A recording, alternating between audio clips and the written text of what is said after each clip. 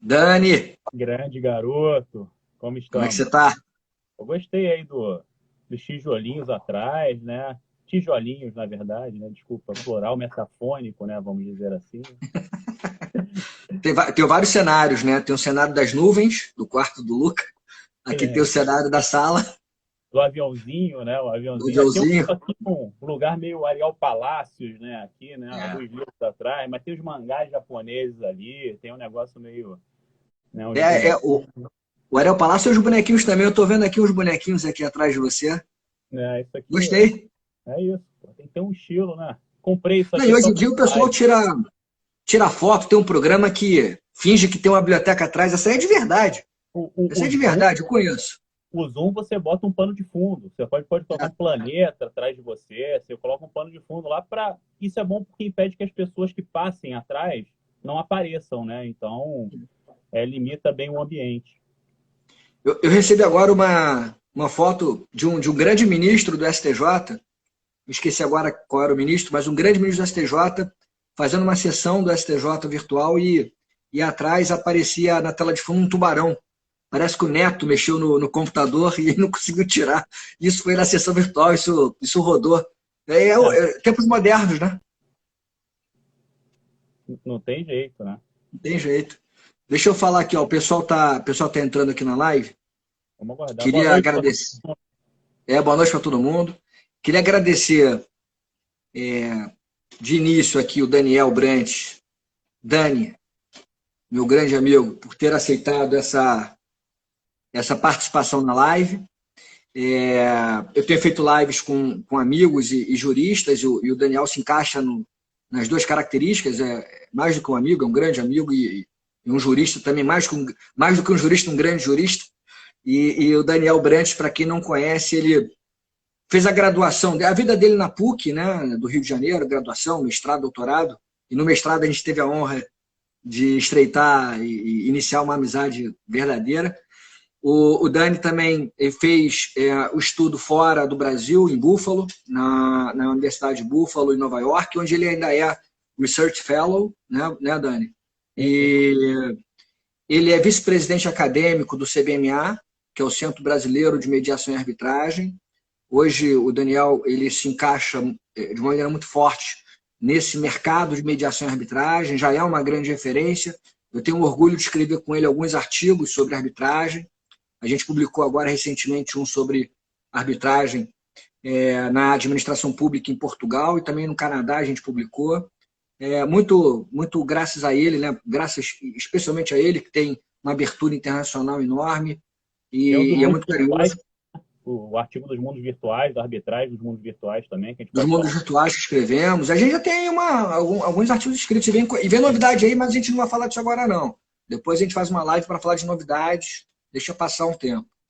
E hoje o Daniel ele é editor-chefe da revista brasileira de ADR, da revista brasileira de Alternative Dispute Resolution, da editora Fórum. Ele me deu a honra de me convidar para ser o presidente do conselho editorial interno, ao lado de grandes nomes, ao lado de pessoas que eu admiro, e ele está lá encabeçando essa chefia da revista. Claro, junto com o nosso querido irmão Gustavo Smith, que é o presidente do CBMA, e também, graças a ele, a gente tem essas aberturas hoje na revista, etc. Bom, Dani, eu queria primeiro deixar para você fazer as considerações iniciais, depois a gente começa a trocar uma ideia, trocar figurinha sobre o nosso ponto central da live. Bom, primeiro agradecer o Rafael Oliveira, né? Ele falou aqui no início, gostei da caneca da Fordland, né, onde você fez o pós-doc. Olha lá, viu como eu já conheço o símbolo, né, da Tá Ford. de olho, né? Não tem? Bom, Perto da agradecer. sua. Hã? Eu Perto tenho da uma dessa, sua. eu tenho uma dessa também. A minha tô com a garrafa de spinning aqui, né? Vamos que vamos. Mas bom, Essa é igual a minha também, eu tenho uma igual a essa. Under agradecer, Armour. agradecer o convite da Dona Arma, né? Agradecer o convite do Rafael, que, como ele disse, a gente fez mestrado junto na época, eu lembro claramente. Eu tinha 22 anos, né? Longos anos já atrás. A gente já tem essa amizade aí de 16 anos, né? Não é para qualquer um, uma amizade longa. E Rafael já era procurador do município, já tinha um lastro jurídico, né? E eu olhei para aquele cara e falei, bom, ele é meu, eu sou fã desse cara, né? Já de início. E desde então a gente tem aí produzido, tem trabalhado muito junto. Né, o tema de hoje que a gente vai tentar abordar é um tema de uma pesquisa muito extensa, né, que eu tenho feito em vários tópicos sobre o uso da tecnologia nas ADRs, não só na arbitragem, mas também na mediação, na negociação. Terminei recentemente com a professora Bianca um artigo sobre e-mediation e e-negotiation, né, surgimento, o que se perde, o que se ganha no uso da tecnologia. De início, eu já queria deixar um mantra que eu li num artigo recente, num artigo que nem saiu ainda, né? Mas no artigo, eu gosto muito de pegar artigo naquela base da SSRN, né? Artigos que ainda serão publicados, e que o autor fala que no uso da tecnologia, que a gente não pode sacrificar o contraditório e a ampla defesa, né? O due process, no altar da eficiência e da celeridade. Eu achei muito interessante essa frase, né? A gente não pode usar a tecnologia, que é um bem, mas se bem utilizada, mas violando o contraditório, por exemplo, acelerando um procedimento sem dar chance de alguma parte falar, como exemplo.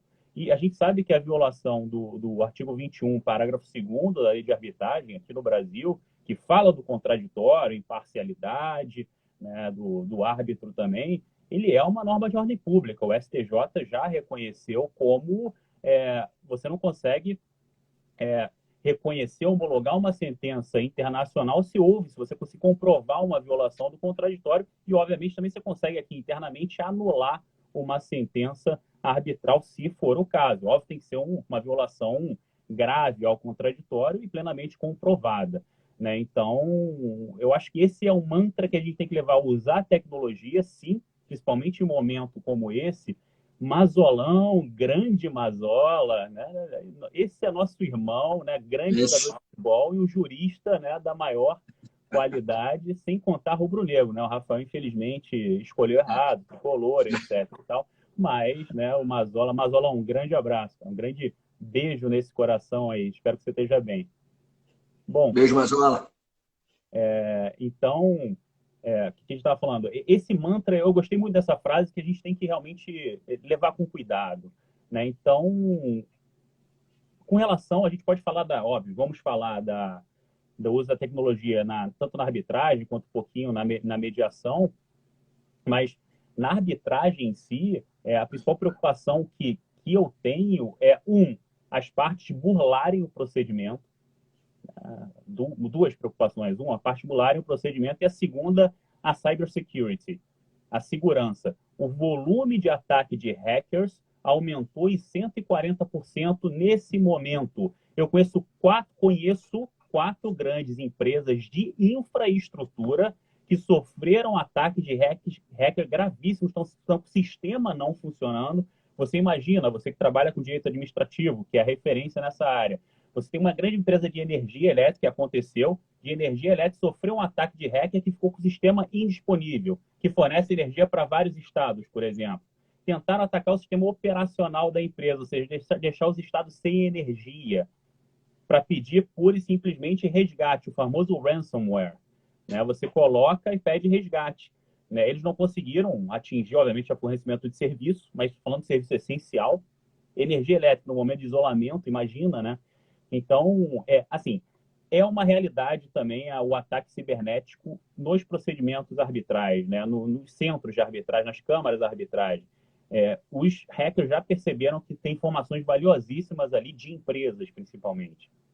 Obviamente, a gente pode até depois citar o nosso artigo sobre confidencialidade, aquela decisão recente do CBMA, para a gente ver como a confidencialidade, de fato, é um princípio muito caro para a arbitragem. As partes escolhem a arbitragem muito também por causa da confidencialidade. É um atrativo comercial da arbitragem para você não ter seus dados ali expostos numa arbitragem, num processo judicial, né, tirando, obviamente, a administração pública, que respeita a publicidade, mesmo na arbitragem, mas fora isso, tem a discussão aí que você sabe muito bem, que publicidade é essa, que deve, até onde, né, mesmo na administração pública, mas ele é confidencial se as partes decidirem. Né? Então, um hacker pegar essas informações, pedir resgate depois, isso realmente é muito preocupante, né, no uso da tecnologia. E nesse momento, né, a gente viu que o Zoom já teve falhas, né, o Zoom tendo falha, por exemplo, o Instagram aqui, a gente está tendo esse papo. Se alguém hackear a nossa conversa, gravar, perfeito, é uma conversa aberta, fica à vontade, não tem informação confidencial nenhuma, mas quando tem informação sigilosa e sensível, tanto de pessoas quanto de empresas, aí, de fato, isso é... E eu vi o ranking da Symantec. A Symantec é aquela empresa que faz aquele antivírus da Norton, né, que é um antivírus famoso. O Brasil é top no ranking de todos os tipos de ataque virtuais. Perde em vários, fica em terceiro lugar, só perdendo para os Estados Unidos e China. Então, ou perceberam que a gente tem informações valiosas, ou perceberam que a gente é fraco na criptografia, na defesa. Ou as duas, né? Ou os dois. Exato. Porque a gente tem instituições fortes e tem dinheiro aqui. É um país que tem capital e que tem, por exemplo, numa empresa dessa infraestrutura que eu falei, foi um hacker americano que hackeou a empresa brasileira. Isso envolve até o governo. Imagina, uma empresa de energia elétrica. Imagina ficar sem serviço num momento desse. Né? Então, centro de arbitragem trabalha com informação relevante. Por isso também que a ICC, a CCI, a Câmara de Comércio Internacional, ela fez uma norma, uma resolução para os tempos de Covid, para o uso da tecnologia. Então, as partes, na verdade, o que acontece? O centro de arbitragem ele já oferece a tecnologia dele. E não cabe às partes discutir, não gosto do Zoom que vai ser usado, não gosto disso. Não é, o centro já fornece a tecnologia e as partes, os advogados confiam que aquela tecnologia vai ser capaz e que o centro, junto, usando aquela tecnologia, vai ser capaz de manter a segurança e a confidencialidade. A ICC fez uma coisa diferente. As partes dizem qual a tecnologia que elas querem e designam, ao mesmo tempo, técnicos de TI. Cada parte vai designar um técnico que vai ser responsável por todo o aparato tecnológico. É interessante isso, né? Dá mais segurança para as partes. Né? Aqui, isso não acontece ainda, apesar da tecnologia estar sendo utilizada desde muito tempo. Né?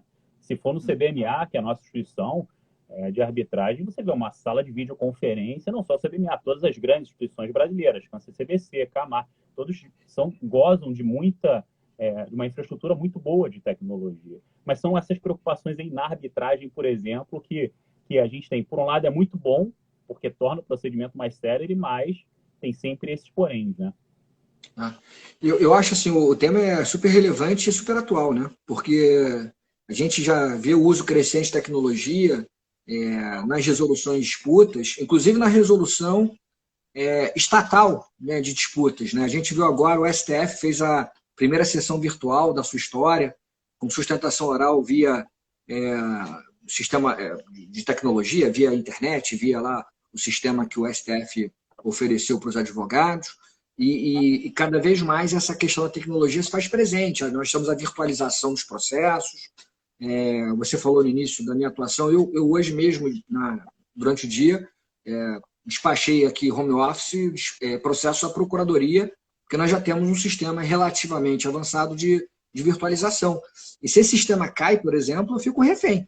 Eu não tenho acesso aos processos. Então, a gente tem, de um lado, a facilidade que a tecnologia nos traz. Eu posso trabalhar aqui hoje por conta da pandemia de casa, e ao mesmo tempo o risco, né, que você já levantou, a segurança é fundamental e a gente tem que tomar muito cuidado com isso, a questão da segurança, especialmente em relação a essas informações que envolvem interesses estratégicos das empresas, o interesse público, quando se fala aqui de poder público, então é super relevante. Né? Dependendo da empresa, interesse do país.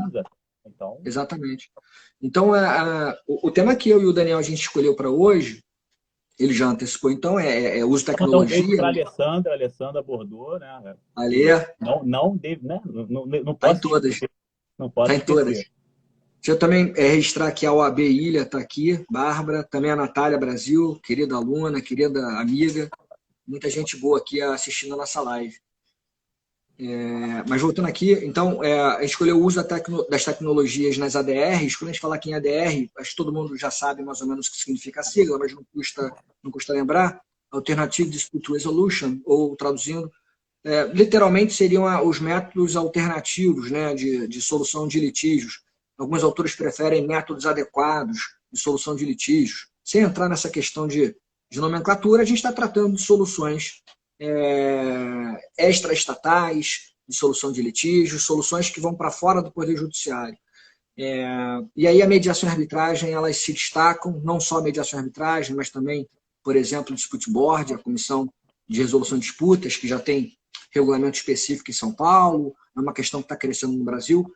E, como eu disse no início, o Daniel ele trabalha muito com essa questão de ADR já há algum tempo, ele é vice-presidente acadêmico do CBMA e editor-chefe de uma revista de ADR, que já é uma revista referência, com artigos internacionais, inclusive. Então, nada melhor do que trazer o Daniel para falar desse assunto. Acho que é uma expertise que ele tem, dentre outras expertises, essa é uma expertise que ele tem. E você falava disso, Dani, e eu estou vivendo isso um pouco na pele hoje. Eu participo, nesse momento, de pelo menos 2 arbitragens. Numa eu sou árbitro, na outra eu estou como advogado ou barra procurador, seja lá o que for. E a gente está nesse dilema de como fazer os atos da arbitragem, especialmente as audiências, né? Então, cada Câmara, eu estou falando de câmaras distintas, mas cada Câmara tem a sua regulamentação, mas mesmo com a regulamentação, eu já vejo, já estou sentindo assim, no dia a dia, uma preocupação, não só dos árbitros, mas também das partes, com a questão do desenvolvimento de uma audiência, por exemplo, via internet, via Zoom, via qualquer outro sistema. Não só a ausência desse trato pessoal, do olho no olho ali, enfim, da proximidade física, mas como essa questão de você ouvir uma testemunha. Né? A gente estava conversando isso outro dia. Ouvir uma testemunha. O testemunha está olhando para a câmera, você não sabe que tem pessoas ali ao lado, conduzindo o seu depoimento, influenciando o seu depoimento. Então, como é que fica a sua segurança desse depoimento? Eu sei que isso não é tão novidade assim. No processo penal já se discute muito essa questão de depoimento via videoconferência, etc. Mas, enfim, é um dado que a gente tem que levar a sério. Então, tem vários desafios, várias questões interessantes, e aqui a gente vai tratar de algumas dessas questões. Não dá para esgotar tudo numa live, até pelo nosso tempo, mas eu queria tratar com o Dani de alguns pontos. E primeiro, Dani, eu queria que você falasse um pouquinho, de forma mais genérica e mais introdutória, como é que a gente pode fazer para adequar, nesses tempos de pandemia, né, de coronavírus, adequar esse isolamento social que nós estamos passando com as soluções de conflito. Como é que a gente vai adequar o isolamento social? A gente está isolado, né? Não tem mais esse contato físico como a gente tinha até há pouco tempo. O contato agora é basicamente virtual. Como adequar esse isolamento social com a necessidade de soluções de conflito? Como é que a gente faz isso? O que você acha? É inevitável, né? O uso da tecnologia, que a gente vem batendo no ponto. Não tem jeito. Eu não consigo estar no mesmo lugar que você nesse momento, sob pena de...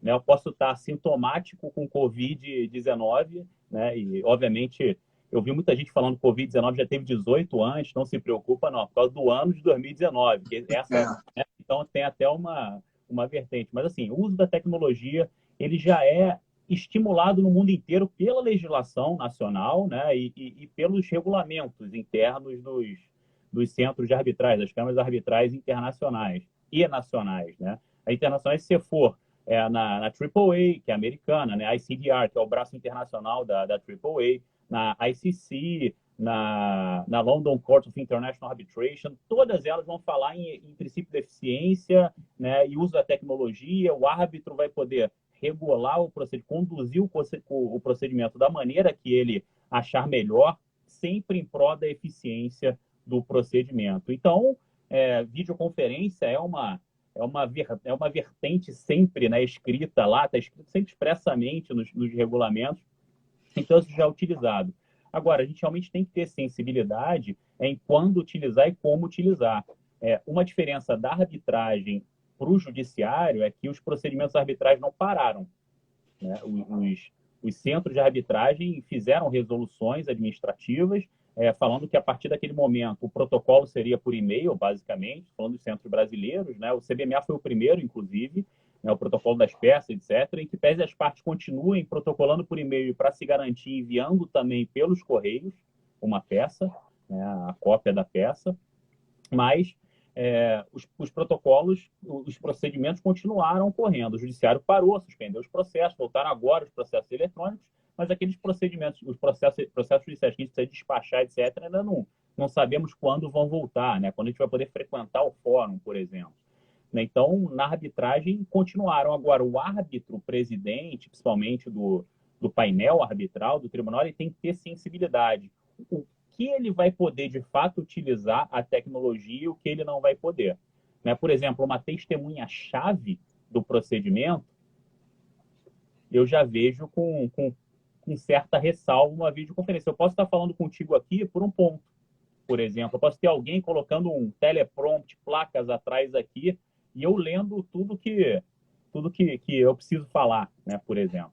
Então, você viu que quem entrou na nossa live, só para, desculpa interromper, o Thiago Serrão, nosso querido amigo de Portugal, grande da Thiago. Terrinha Boa. Obrigado, Thiago. Thiago Serrão vai fazer uma live comigo também. Obrigado, Thiago, pela aceitação. Semana que vem a gente vai fazer uma live falando de Brasil e Portugal, nessa época de coronavírus. Obrigado por prestigiar a nossa live, Thiago. Um grande abraço para todos os irmãos aí portugueses. Vai, Dani. O próximo a entrar vai ser o Jorge Jesus, né? Aí eu zerei a vida, né? Desligo aqui a live. Thiago, torcedor do Benfica, salvo engano. Me corrija se eu estiver errado, Thiago. Thiago é um grande árbitro português mesmo. Trabalha com direito administrativo e arbitragem, né? Recomendo muito os artigos dele. Os escritos dele são sensacionais. Bom, então, eu acho assim, isso vai depender da sensibilidade do árbitro. O uso da tecnologia é permitido, o princípio da eficiência na arbitragem é muito utilizado. Eu acho que a gente tem que pegar, na verdade, procedimentos que já ocorriam antes, né? Exemplos de procedimentos arbitrais que já ocorriam antes. Né? Como, por exemplo, eu escrevi um artigo recentemente sobre arbitragem e mediação nos jogos online, nas apostas online. Né? A arbitragem ocorre ali naquele sentido com texto. Aí eu te pergunto, qual a eficácia de uma arbitragem plenamente escrita, onde você só usa e-mail? Se a gente for entrar hoje no mérito, você tem sites, inclusive brasileiros, que oferecem esse tipo de serviço com arbitragem só textual. Né? Análise textual, etc. Obviamente você pode ter uma audiência por videoconferência também, etc. e tal, mas ocorrem por texto. Eu acho que se perde muito da arbitragem, se perde muito da coleta de prova. A instrução do procedimento fica completamente... E um detalhe, Dani, fazendo o gancho nesse que você está falando, no Brasil, quando nós vamos para os juizados especiais dentro da jurisdição estatal, tentando abreviar procedimento para causas menos complexas, na hora de simplificar o procedimento e abreviar o procedimento, a tendência é inversa, até da oralidade. Né? Quer dizer, reduzir tudo a forma escrita e resolver a partir de troca de textos, troca de cartas ou troca de e-mails, realmente você perde, acho que muito, né? Da deliberação, da argumentação e contra-argumentação, que é típica de um processo dialético, de um processo, seja ele na jurisdição estatal ou na jurisdição não estatal. Você imagina, eu li um artigo recentemente sobre cross-culture, né? Quando você trabalha com mais de uma cultura, e está comprovado que se você não é nativo naquela língua, as suas chances de ser bem-sucedido numa arbitragem, né? Quando você está sozinho, sem ser advogado, etc. Estou falando da arbitragem de pequenas causas. Né? Então, são muito maiores. Porque você, às vezes, não entende como é parte, você não consegue expressar a sua emoção no texto. Você não consegue variar, você perde o que a gente vai falar um pouquinho na mediação, você perde a comunicação não verbal. Você perde as pausas, você perde a retórica. Obviamente, você mantém algum nível de retórica no seu texto, se você conseguir encadear bem as ideias, é óbvio, né? Uma dialética ali, mas você perde muito a comunicação não verbal. Aqui, se eu quero enfatizar alguma coisa, eu aumento o meu tom de voz. Eu olho mais para a câmera, eu consigo aqui manter as minhas expressões faciais em algum sentido. Você consegue perceber. Então, isso se perde muito. Então, nessas de apostas online, eu comecei a analisar os sites de aposta desportiva que funcionam no Brasil, por exemplo. Né? Eu peguei um ranking na internet dos 10 sites mais utilizados de aposta esportiva no Brasil. Eu vi uma propaganda de um site que ele faz o Sporting Bet aí eu já sou o maluco dos contratos de adesão, né? Dos termos de serviço. Né? Eu fui checar como é que é se eu tiver um conflito com um site desse de aposta online.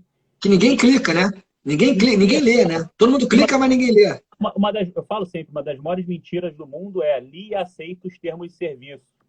É uma das maiores mentiras do mundo. Ninguém lê e muito Ninguém menos lê. só aceita, né? Porque eu quero entrar ali. Então, e eu fui checar os 10 maiores.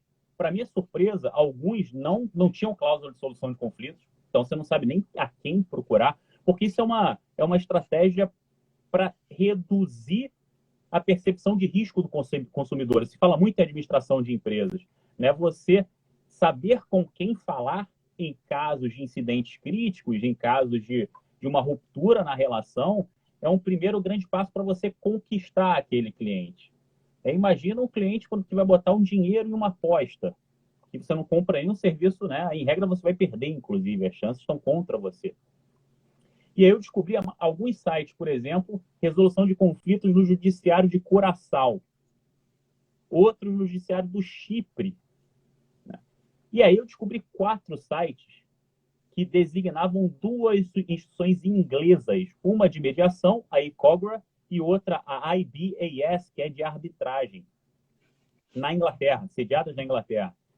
Aí eu achei esquisito aquilo, né? Eu falei, bom, vamos dar uma checada nessas instituições. Entrei lá na lei de jogos da Inglaterra, que é a UK Gambling Act, de 2005, e vi que nos anexos da lei ela regula o que esses sites têm que ter de solução de conflito. Eles têm que prestar contas para o governo anualmente, relatórios de que tipos de conflitos, como está sendo a solução de conflito, etc. e tal. E eu vi que esses sites que têm uma solução de conflitos pelos sites ingleses são sérios, dão mais segurança para o consumidor. É óbvio, se você é um brasileiro, está jogando, não sai. Nenhum desses sites é sediado no Brasil, porque a lei ainda não permite. A lei vai ser aí aprovada nos próximos 2 anos, regulamentada pelo Ministério da Economia nos próximos 2 anos. Já existe a lei de 2018, né? Mas a quem procurar? E, vamos lá, você jogou, teve algum problema. Em regra, esses sites, apostas esportivas, eles não recebem muito, tá? Que eu descobri lá pelos relatórios. É mais aposta cassino online, etc. A aposta esportiva chega muito pouca coisa para eles mediarem ou arbitrarem.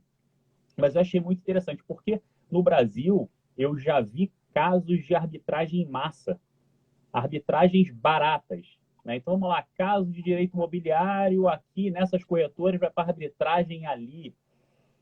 Eu sou meio contra, porque eu acho que a arbitragem, como você disse no início da conversa, é um meio adequado de solução de conflito, mas não é adequado para pequenas causas. Porque ele bem feito custa caro. Se paga caro por um bom serviço e por uma boa instituição administradora daquele procedimento. É sempre bom a gente também diferenciar o procedimento, o tribunal arbitral, da instituição que administra o procedimento arbitral.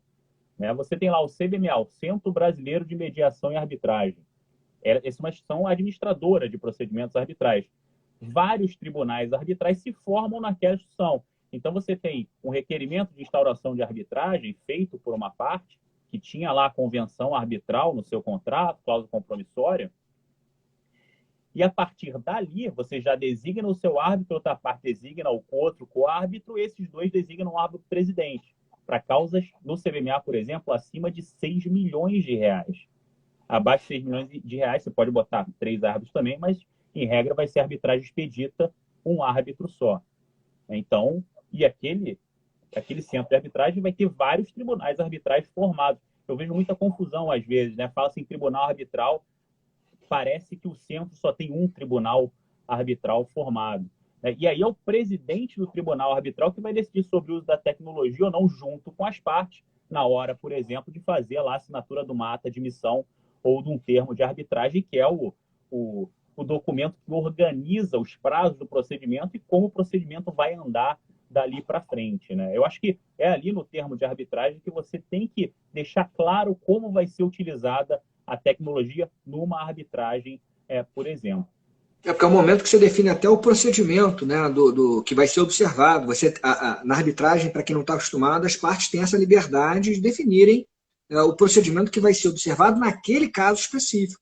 E o que o Dani falou, é muito comum que essas câmaras arbitrais, que na maioria das vezes são pessoas jurídicas de direito privado, que vão ter, portanto, um papel mais de secretaria, digamos assim, durante aquela disputa, né? Quando as partes elegerem o seu tribunal arbitral, ou seja, nomearem, como o Daniel falou, cada uma nomeia o seu árbitro, os dois árbitros nomeados nomeiam o terceiro árbitro presidente, em regra, ter sido assim para as grandes arbitragens, ali no início do procedimento, as partes vão definir, olha, a gente vai seguir o procedimento, porque as câmaras também têm seus regulamentos. A gente vai seguir o procedimento exato daquela câmara, daquela instituição, ou vamos adaptar, vamos modificar algum item. Essa liberdade, geralmente, as partes possuem, e inclusive estão definindo a tecnologia, né, que vai ser utilizada. Um artigo que eu quero escrever contigo, já vou colocar aqui para o público, né? A natureza jurídica dos regulamentos de arbitragem.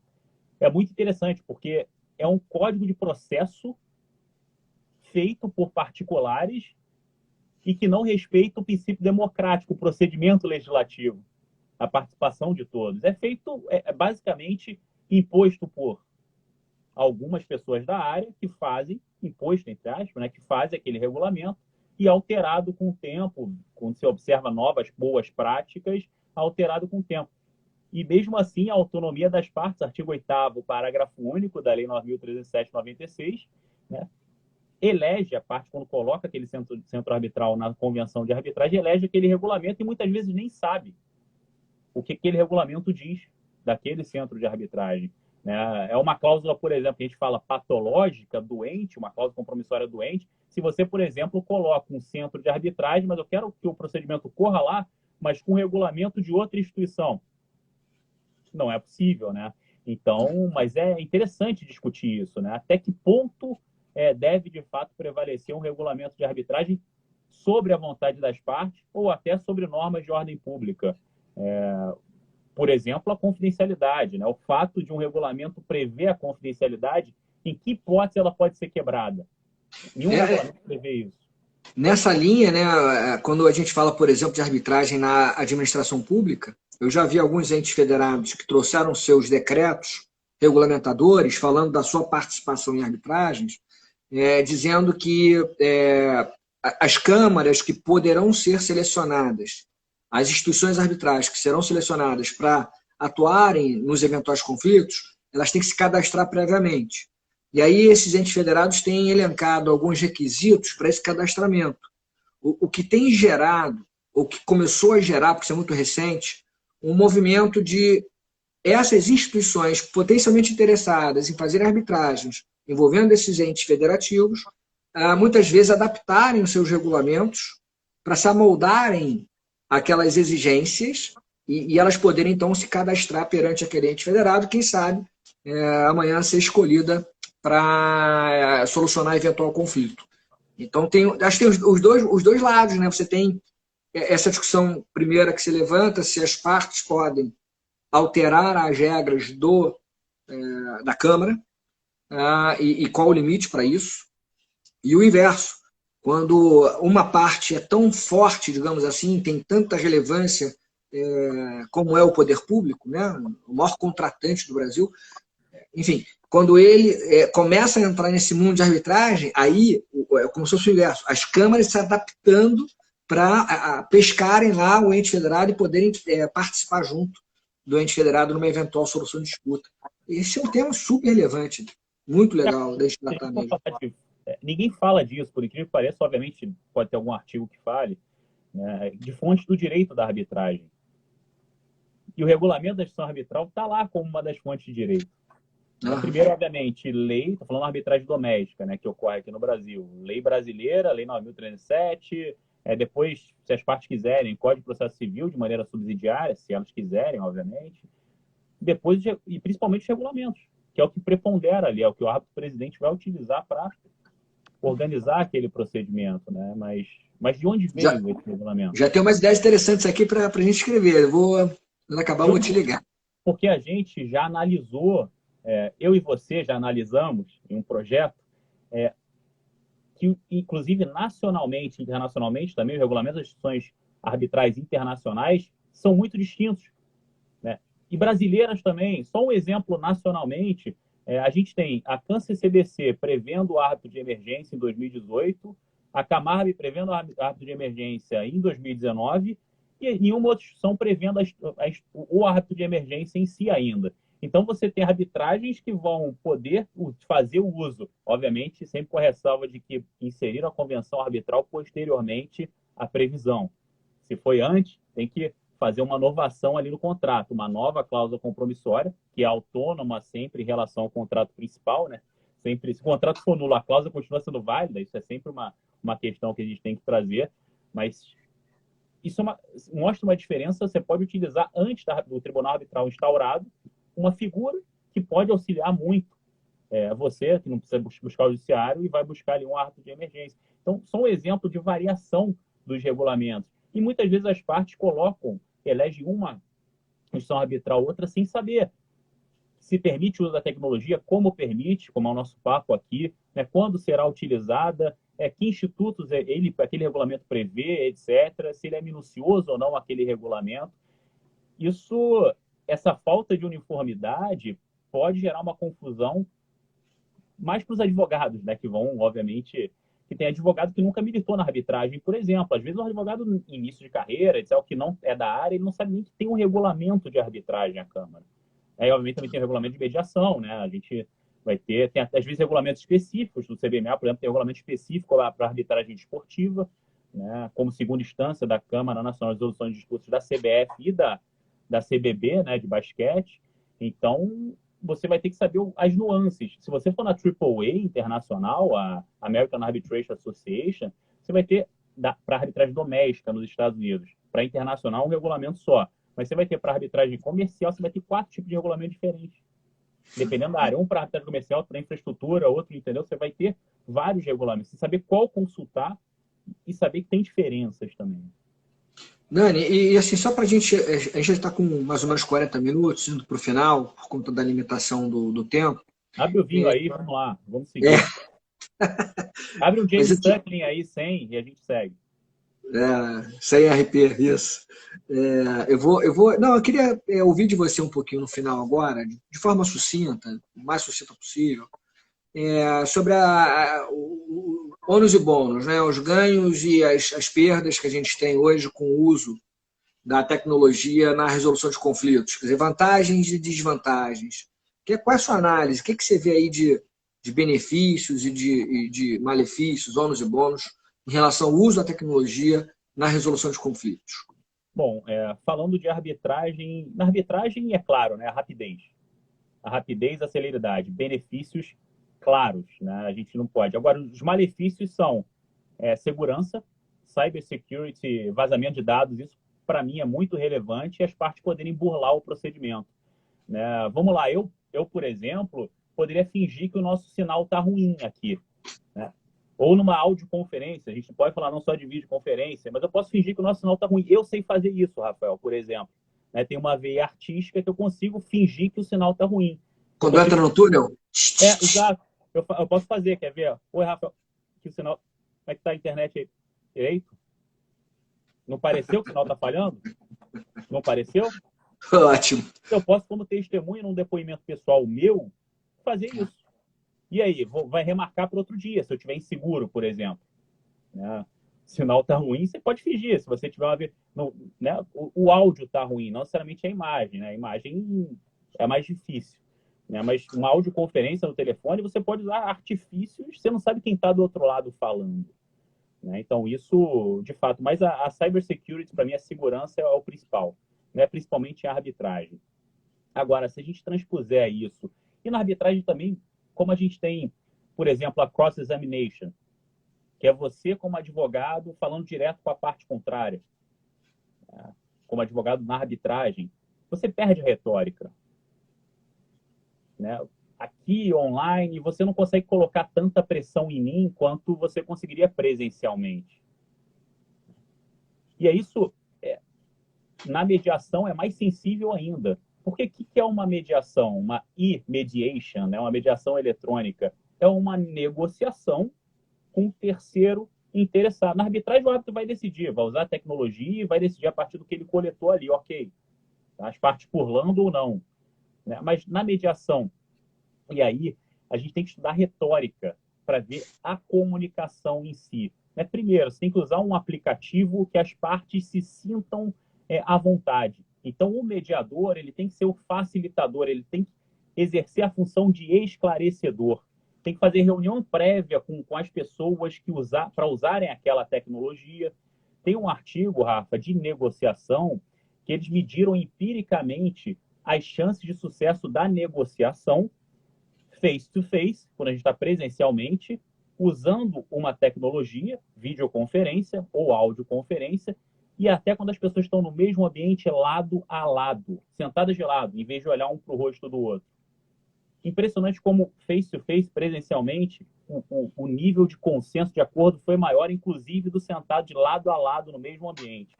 Por quê? Aí a gente entra na questão da congruência da linguagem não verbal com a linguagem verbal. Quando eu comunico, grande Leonardo direito esportivo, nosso ídolo, aí, presidente do IBDD, do Instituto Brasileiro de Direito Esportivo. Esse cara é bom. Fala, Léo. Obrigado, Leonardo. Obrigado. Léo, avisa pra gente aí quando você souber que o futebol vai voltar, tá? A gente tá com saudade, tá? Você que aí tá por dentro aí do meio, volta logo, quer dizer, não volta logo, tem que voltar, obviamente, com parcimônia, né? Mas saudade do nosso futebolzinho, né, de domingo. Mas, bom, então a gente tem que tomar cuidado com a comunicação não verbal. Tem um artigo de 1980 que eu gosto muito, que ele fala da regra do 55, 7, 38 e 55. O que é isso, Rafa? Percentual.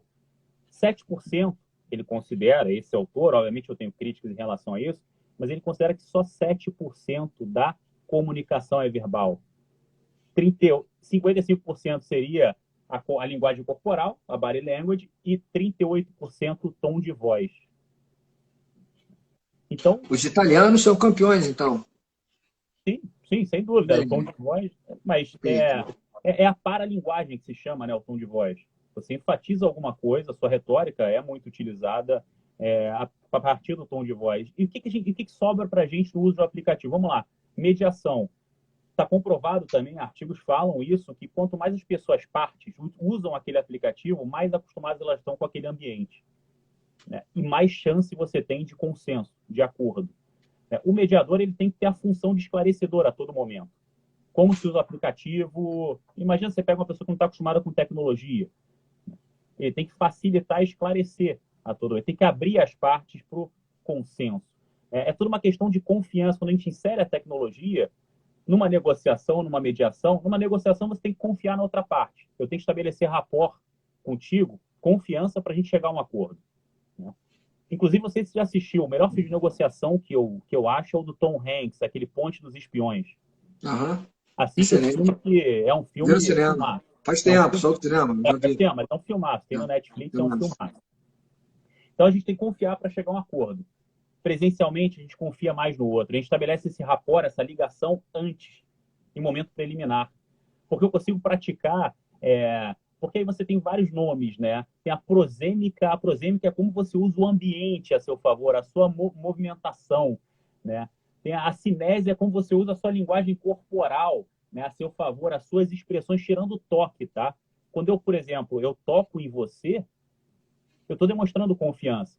Imagina se eu estou numa negociação contigo, eu toco na sua mão, a gente estabelece uma ligação naquele momento. Eu estou demonstrando um ato de confiança. Daí imagina se eu estou falando aqui, você está com a caneta olhando para o nada e fazendo aquele clique na caneta. O que você está comunicando para mim? Não está atento, não está preocupado. Então, a linguagem não verbal, e essa regra do 7, 38, 55%, só 7% é comunicação verbal, o resto é não verbal, obviamente é só um parâmetro para a gente ter em vista, mas não dá para cravar que é 7%, 38%, 55%, isso é uma grande viagem. Mas no uso do aplicativo, quando você tem uma mediação, por exemplo, você vai ter que confiar também no mediador, né? E mais ainda, vai ter que confiar no aplicativo. Vai ter que sentir a vontade naquele aplicativo. Então, você traz mais um elemento para a mediação que requer a confiança. E se o mediador não for experiente no uso daquele aplicativo e em comunicar para as partes o que a outra parte, que ela está percebendo, a leitura que ela está tendo das próprias partes, daquela mediação, esclarecendo, etc. e tal, a parte não vai ter acesso à comunicação não verbal. E isso gera desconfiança.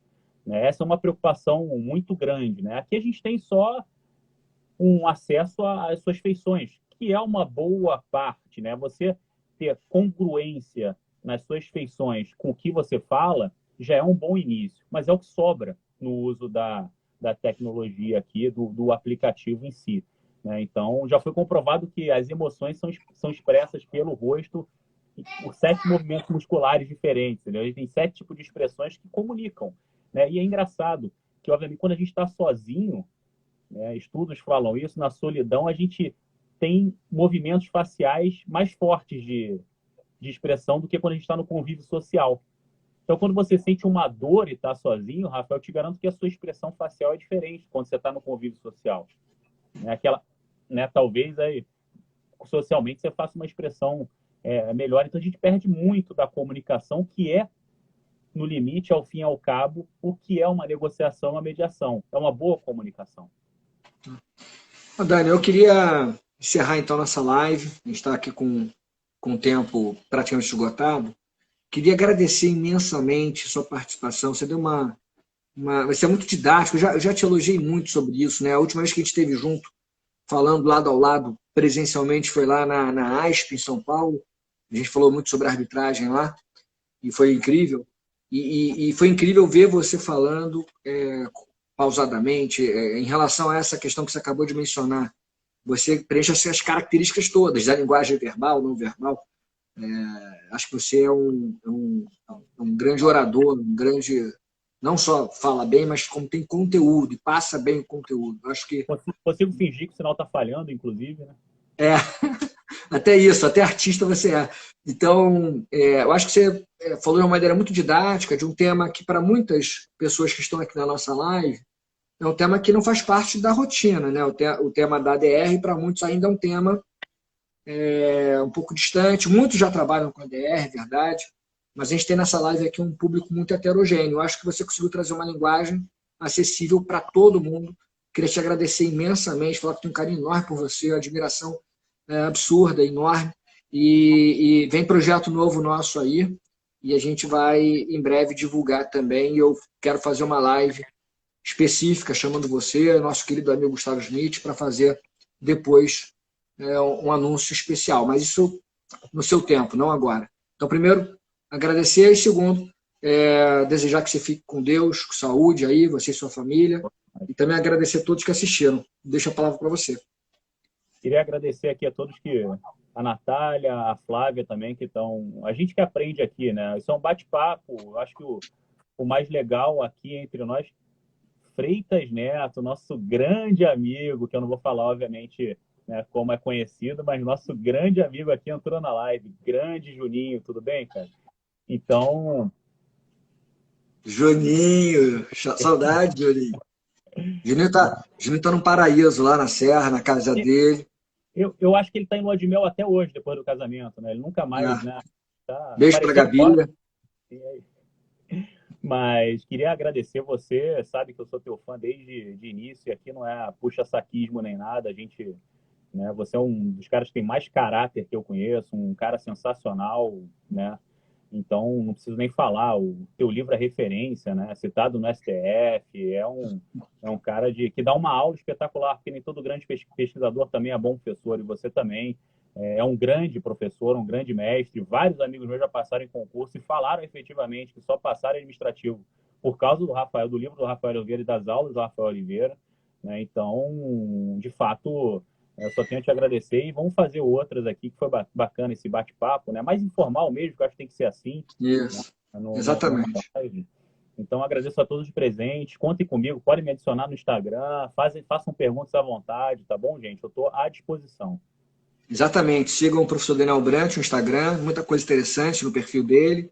E obrigado a todos que assistiram a gente até esse horário. Eu sei que tem uma concorrência enorme de lives nesse momento de isolamento social. Então, obrigado por todos vocês que tiveram esse carinho de assistir a nossa live hoje até o final. Fiquem com Deus, fiquem em casa, saúde para todos e até a nossa próxima live. Beijão, Dani, fique bem com a família, saúde para todos. Um abração, Juninho, beijão. Gabi, tchau, Juninho. Gabi também. Juliana, um grande beijo. Rafa, muito obrigado pelo convite, que venham as próximas. Parabéns pelas lives, estão sensacionais. Obrigado, gente. Beijos e abraços. Abraço, tchau, tchau.